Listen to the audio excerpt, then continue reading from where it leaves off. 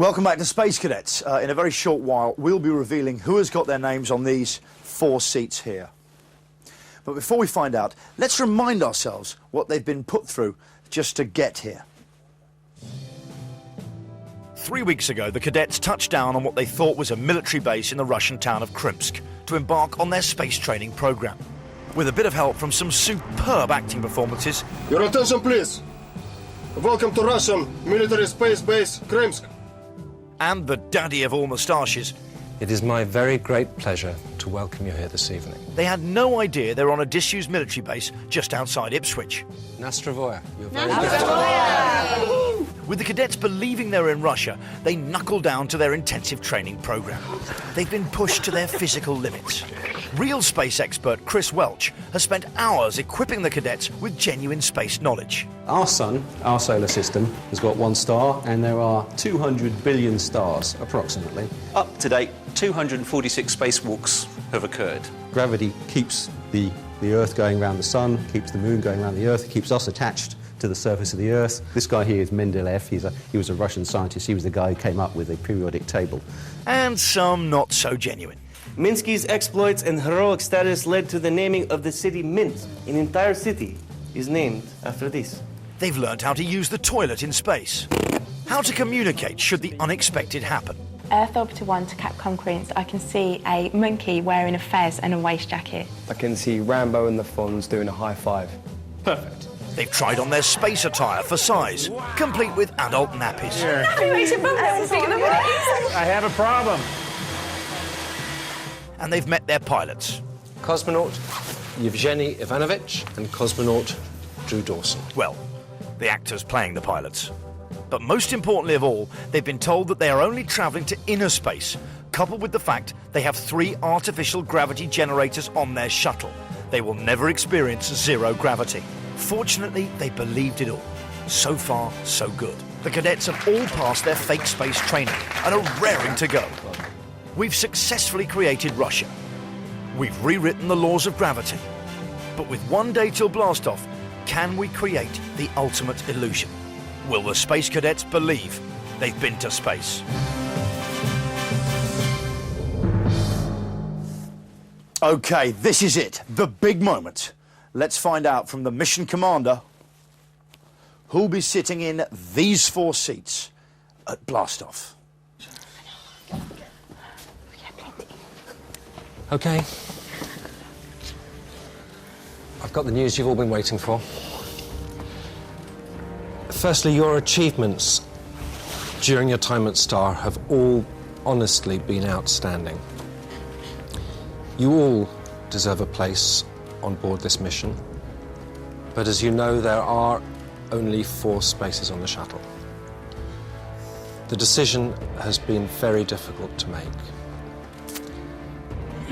I hope all of you, whether you go up into space or if you don't, take away from here the best memories. Here we go. The first person allocated a place on board Earth Orbiter 1 is Charlie.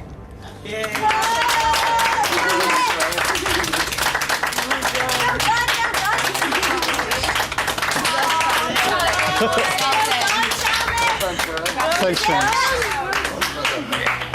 Thanks. Thanks, Chris. Cheers.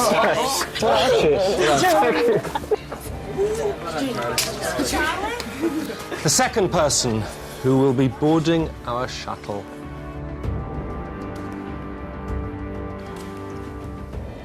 is Paul.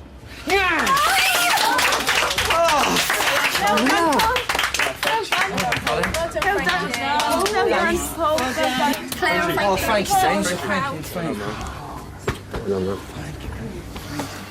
Everyone deserves it, guys. Well done, Paul.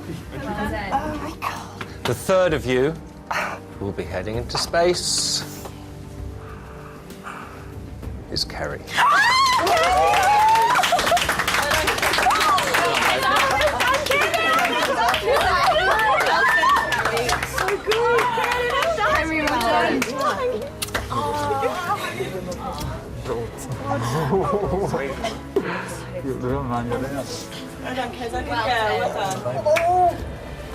And the last to be one of the first British space tourists.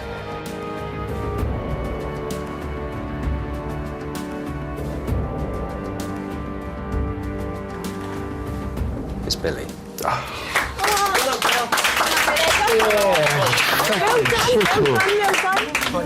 Oh man, I thought. Thanks, guys. Thank you. Oh, fuck yeah, that was bad. Thanks. So sorry, guys.